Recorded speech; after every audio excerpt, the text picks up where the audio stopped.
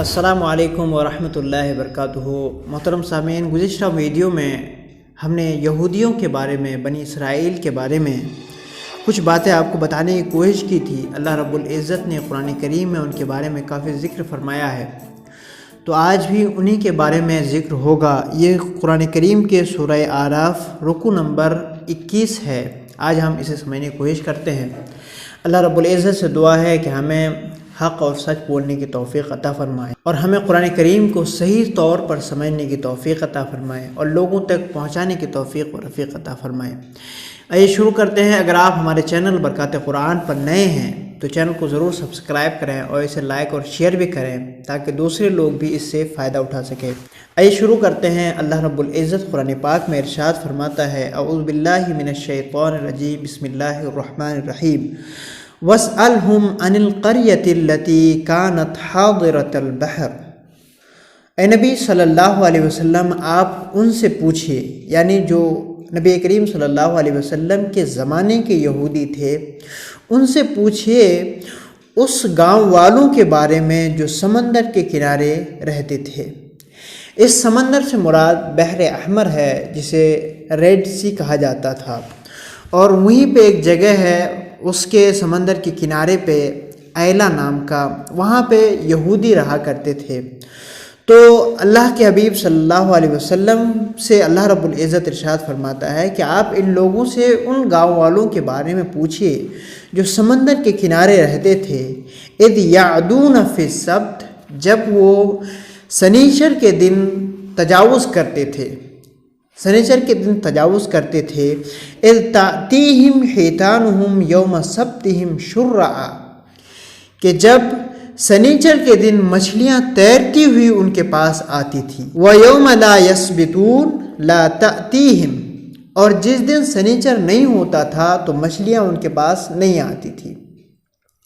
اصل میں مسئلہ یہ ہے کہ اللہ رب العزت نے ان کے آزمائش کے لیے یہودیوں پر، بنی اسرائیل پر یہ حرام کر رکھا تھا۔ ان کے لیے ناجائز تھا کہ وہ سنیچر کے دن کسی مچھلی کو پکڑیں یا کسی جانور کو شکار کریں، ان کے لیے یہ حرام تھا۔ اور اللہ رب العزت نے ان کو آزمایا بھی تھا اسی دن، یعنی سنیچر کے دن ہی سمندر میں مچھلیاں بہت اوپر آتی تھی، ان کے قریب آتی تھی، تو اللہ رب العزت نے ان کو آزمایا تھا۔ اسی کے بارے میں اللہ رب العزت ارشاد فرماتا ہے کہ ان کے اس گاؤں والوں کے بارے میں پوچھئے کہ جو سنیچر کے دن تجاوز کرتے تھے، یعنی اللہ نے جو حکم دیا ہے کہ وہ سنیچر کے دن مچھلیاں نہ پکڑیں، کسی جانور کو نہ شکار کریں، تو اسی دن مچھلیاں زیادہ آتی تھی اور اسی دن وہ لوگ شکار کرتے تھے، جو کہ حرام تھا۔ اللہ فرماتا ہے، كَذَلِكَ نَبْلُوهُمْ بِمَا كَانُوا يَفْسُقُونَ، اسی طرح سے ہم ان کو آزماتے ہیں اس کی وجہ سے جو وہ نافرمانی کیا کرتے تھے، جو وہ نافرمانی کیا کرتے تھے، انبیاء کرام کو قتل کیا کرتے تھے، انبیاء کرام کی نافرمانی کیا کرتے تھے،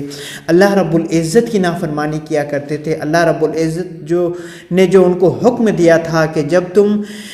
بیت المقدس میں داخل ہو تو سجدے کی حالت میں داخل ہو، تو اس طرح سے جو وہ نافرمانی کیا کرتے تھے تو اللہ رب العزت نے ان کو آزمایا، اور وہ اس آزمائش میں کھڑے نہ اتر پائے، وہ گرفتار ہو گئے۔ اللہ فرماتا ہے، وَإِذْ قَالَتْ أُمَّةٌ مِّنْهُمْ لِمَا تَعِظُونَ قَوْمًا، جب ان میں سے ایک گروہ نے کہا کہ تم اس قوم کو کیوں نصیحت کرتے ہو، کیوں سمجھاتے ہو، کیوں منع کرتے ہو، اللہ مہلکہم، کہ جنہیں اللہ رب العزت ہلاک کرنے والا ہے، ختم کرنے والا ہے، او معذبہم عذابا شدیدا، یا اللہ رب العزت جنہیں سخت عذاب دینے والا ہے۔ اصل میں بنی اسرائیل میں 3 گروہ تھے۔ ایک گروہ جو تجاوز کرتا تھا، سنیچر کے دن بھی وہ مچھلیوں کو پکڑتے تھے جو منع کیا گیا تھا، اور کچھ لوگ ایسے تھے جو مچھلیوں کو نہیں پکڑتے تھے، تو وہ ان کو منع کرتے تھے کہ اللہ رب العزت نے اس کو حرام قرار دیا ہے کہ تم سنیچر کے دن کسی مچھلی کو پکڑو، اس لیے وہ منع کرتے تھے۔ اور کچھ لوگ ایسے تھے جو مچھلیوں کو تو نہیں پکڑتے تھے، لیکن جو ان کو منع کرتے تھے، وہ ان کو کہتے تھے کہ تم کیوں ان کو سمجھاتے ہو، کیوں تم ان کو واضح نصیحت کرتے ہو، کیوں منع کرتے ہو، حالانکہ اللہ رب العزت انہیں ہلاک کرنے والا ہے، اللہ رب العزت انہیں سخت عذاب دینے والا ہے۔ تو ان لوگوں نے کیا کہا، قالوا معذرۃ الی ربکم، انہوں نے کہا کہ تاکہ تمہارے رب کے سامنے حجت پوری کر سکیں، یعنی کہ اگر اللہ رب العزت کل قیامت کے دن ہم سے یہ پوچھ لے کہ یہ لوگ سنیچر کے دن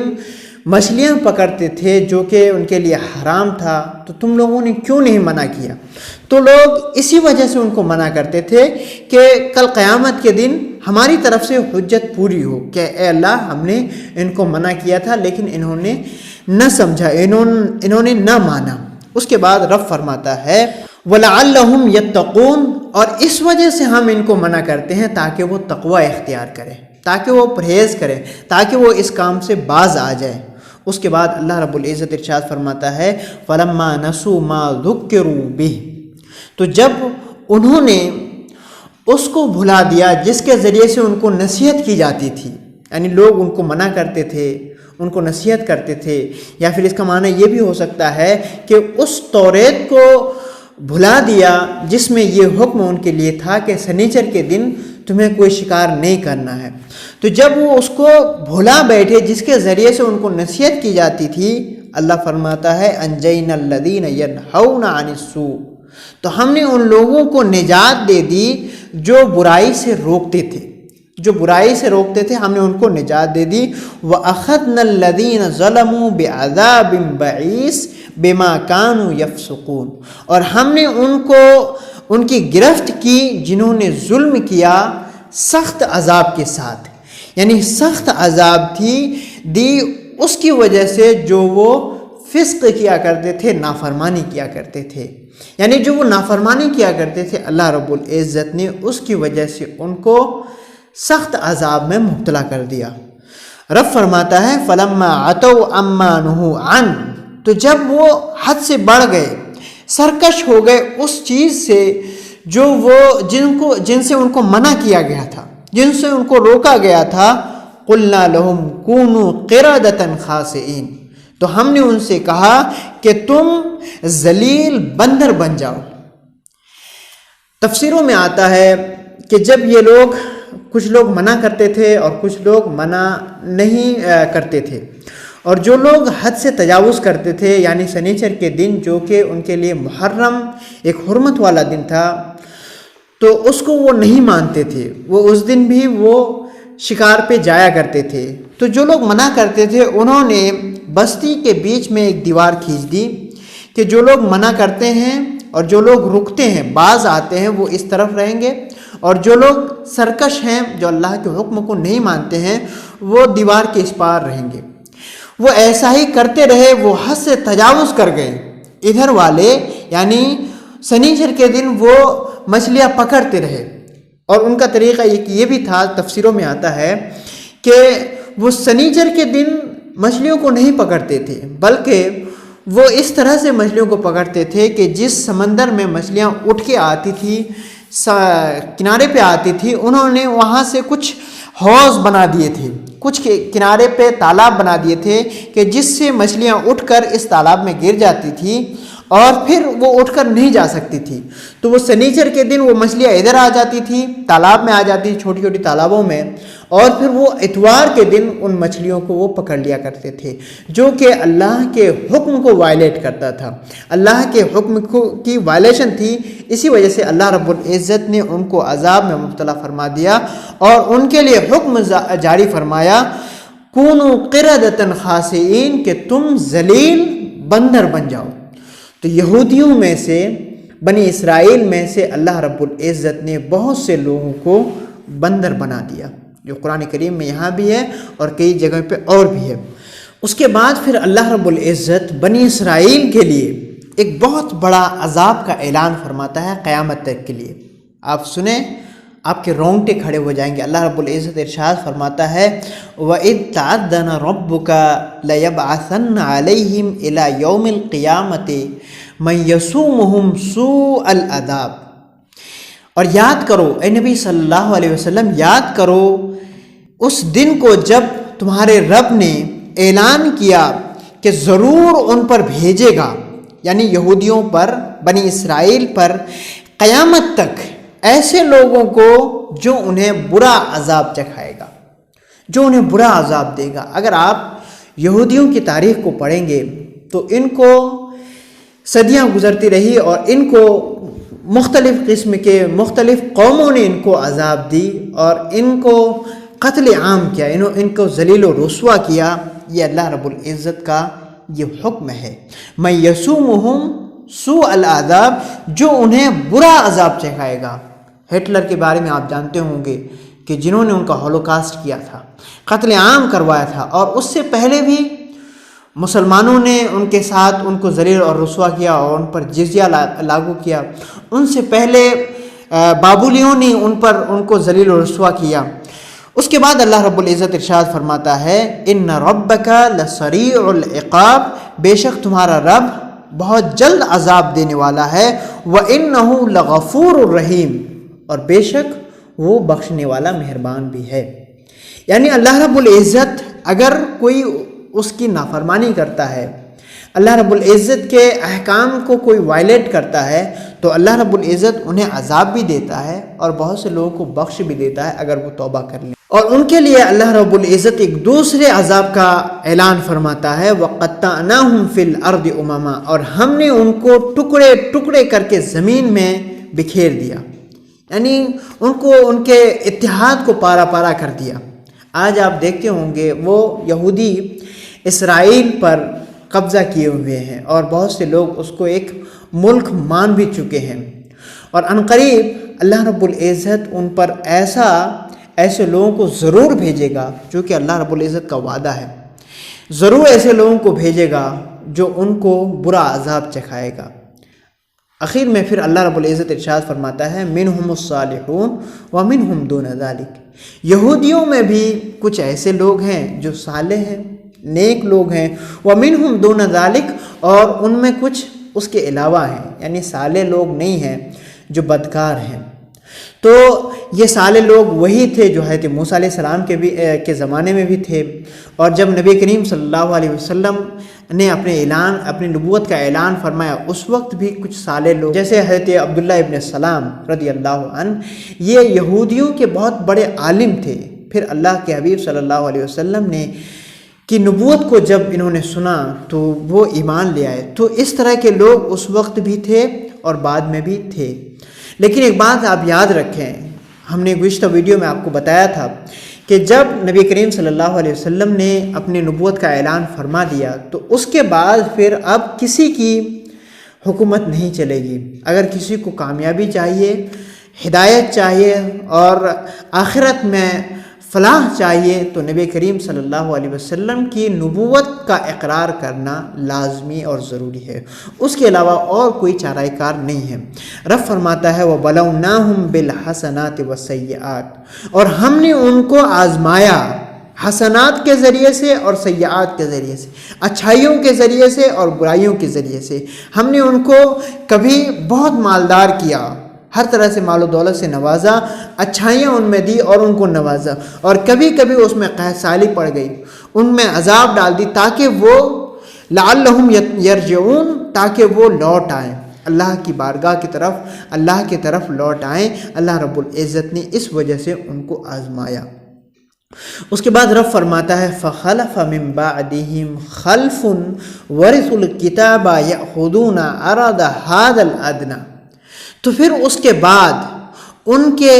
کچھ جانشین ایسے ہوئے جو کتاب کے وارث ہوئے، یأخذون عرض هذا الادنی، جو اس ادنا زندگی کے،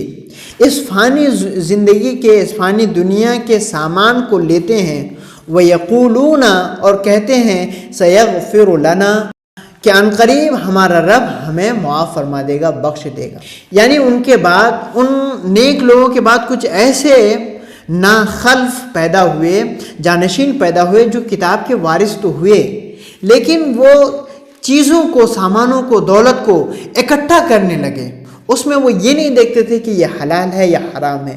اس طرح سے وہ ہر چیز کو وہ جمع کرنے لگے بغیر کچھ سوچے سمجھے حلال اور حرام سمجھ کے. اور وہ سمجھتے تھے، وہ کہتے تھے سیغفر لنا، کہ ان قریب اللہ رب العزت ہمیں معاف فرما دے گا، بخش دے گا. اس کے بعد رب فرماتا ہے وَإِن يَأْتِهِمْ عَرَضٌ مِثْلُهُ يَأْخُذُوهُ، اور اگر ان کے پاس اسی کے طرح اور بھی سامان آ جائیں، چاہے وہ حلال ہو یا حرام ہو، يَأْخُذُوهُ، تو وہ اس کو بھی لے لیں گے، اس کو بھی ہڑپ لیں گے اور اسے بھی اپنی ملکیت ثابت قرار دیں گے، ان کو اپنی ملکیت میں شمار کریں گے. اللہ فرماتا ہے الم یؤخذ علیہم میثاق الکتاب، کیا ان سے کتاب میں میثاق نہیں لیا گیا، عہد نہیں لیا گیا کہ رشوت لینا،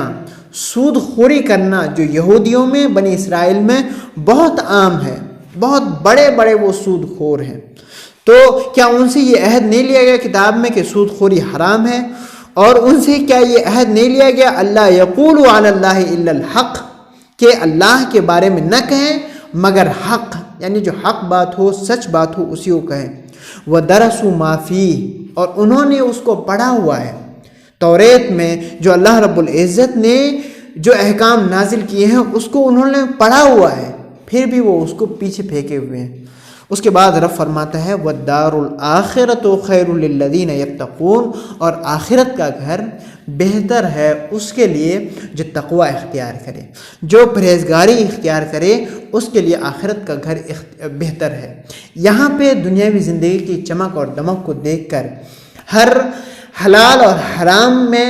اپنا حصہ جمانا نہیں چاہیے. یہ اللہ رب العزت اس دنیا کو ختم کر دے گا. یہاں کی زندگی کچھ دنوں کی زندگی ہے، کچھ سالوں کی زندگی ہے، اس لیے یہ زندگی ختم ہونے والی ہے، اور آخرت کی زندگی وہ اچھی زندگی ہے. اللہ فرماتا ہے افلا تعقلون، کیا تم سمجھتے نہیں، کیا تم عقل نہیں رکھتے کہ آخرت کی زندگی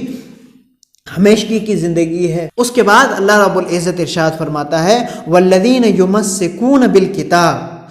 جنہوں نے کتاب کو، وہ لوگ جنہوں نے کتاب کو مضبوطی سے پکڑے ہوئے ہیں،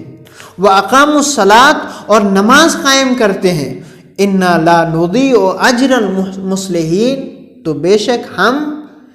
نیک عمل کرنے والوں کے اجر کو ختم نہیں کریں گے، ان کو ضائع نہیں کریں گے. اگر یہودیوں میں سے کوئی شخص کتاب کو قائم کرتا ہے، کتاب کو قائم کرنے کا مطلب یہ ہے کہ وہ توریت پر بھی ایمان لاتے ہیں، اور اس کے ساتھ ساتھ اگر آج کا زمانہ ہے تو ہمارے نبی صلی اللہ علیہ وسلم پر بھی ایمان رکھتے ہیں، اس لیے کہ توریت میں بھی ان سے وعدہ کیا گیا ہے کہ آپ کے بعد نبی آئیں گے، نبی محمد صلی اللہ علیہ وسلم آئیں گے، اور ہمارے نبی صلی اللہ علیہ وسلم چونکہ آخری نبی ہے، ان پر ایمان لانا ضروری ہے. تو اگر ان پر ایمان لاتا ہے، نماز قائم کرتا ہے، تو اللہ رب العزت ارشاد فرماتا ہے کہ ہم ایسے لوگوں کے اجر کو ضائع نہیں کریں گے، انہیں بھی اجر و ثواب عطا فرمائیں گے. اس کے بعد رب فرماتا ہے وَإِذْ نَتَقْنَا الْجَبَلَ فَوْقَهُمْ، اور یاد کرو کہ جب ہم نے پہاڑ کو ان کے اوپر اٹھا لیا، کَأَنَّهُ ذُلَّةٌ، گویا کہ وہ سایہ ہے، گویا کہ وہ سایہ ہے، وَظَنُّوا أَنَّهُ وَاقِعٌ بِهِمْ، اور انہوں نے گمان کیا کہ یہ ان پر واقع ہونے والا ہے، گرنے والا ہے. رب نے ان پر یہ پہاڑ کیوں اٹھایا تھا؟ کیونکہ وہ توریت کے احکام پر عمل نہیں کرتے تھے، نہیں کر رہے تھے. تو اللہ رب العزت نے ان پر فرشتوں سے پہاڑ کو اٹھوایا اور ان کے اوپر رکھ دیا، اور ان سے کہا کہ تم توریت کو قائم کرو، توریت کے احکام پر عمل کرو،